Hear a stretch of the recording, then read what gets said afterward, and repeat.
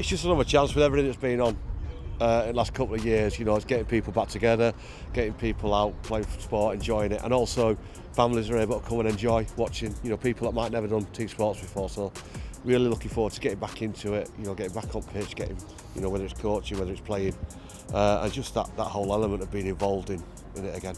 Well, it's the change. There's been a bit of movement in players this year. Obviously, Warrington's always a big one for us because of that first ever game element. You know, and then you've got the local stuff with Wakey and Cass. It's going to be interesting playing Bradford and Salford, new teams this year. You know, unknown elements. But also it means that the game's growing and there's more people getting involved. So I'm looking forward to having that challenge against, you know, the newer teams, as well as renewing old rivalries. Well, I think it's always your home festival is the one you look forward to, you know, because that's where you're going to get the biggest crowd, you're going to get the most supporters. But you know, it's just nice to get away. You know, the bus trip over to the other side of the hills in Lancashire would be a good laugh, and again, it's a great bonding experience for the guys. So the away trips are good, but yeah, like I say, I think the one that really resonates is your home competition, because that's when, you know, you're going to get the most families, the most fans, and that's when, you know, we can display who we are as a club to the people that are there to support us. For me, yeah, like you say, I generally don't go out. You know, I'll go out in the afternoon, maybe see my mates, and then go home, watch a bit of telly, like you say, have something sensible to eat. I'm not one of these people who gets riled up, you know, by slapping myself and banging myself about. I'm quite tame, and I think that dates back to my time in the military. You know, when you go on an op, there's a lot of planning, a lot of prep, a lot of thinking about what you need to do, what your plan of action is, and what your plan of action is if everything goes Pete Tong, which inevitably in life things do.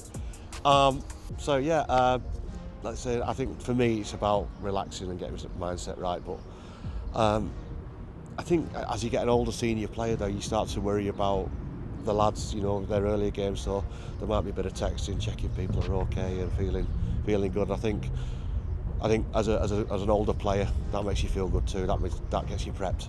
You know, when I got injured back in 2006, I was told I'd never play rugby again. I'd never play competitive sport again.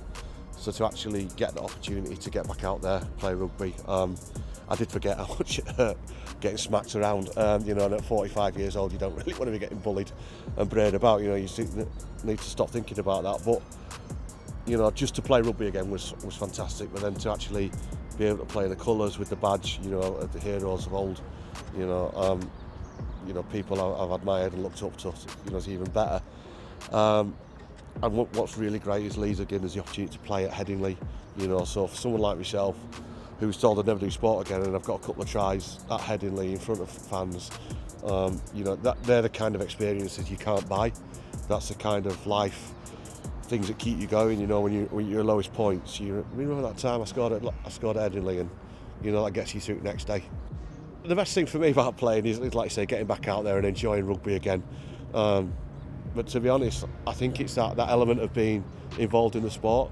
I think what's really great now is that the clubs are starting to promote coaching within the PD players, because obviously there's a different element of coaching, incorporating disabilities. So I think the opportunity to stay involved in the game that it's offering and be part of rugby, and the PD Super League obviously is opening up to so many new people, so many different sort of avenues for those that have been told no a lot of their life, and this is a chance for them to say I can, and that's been part of that element is something that's huge for me.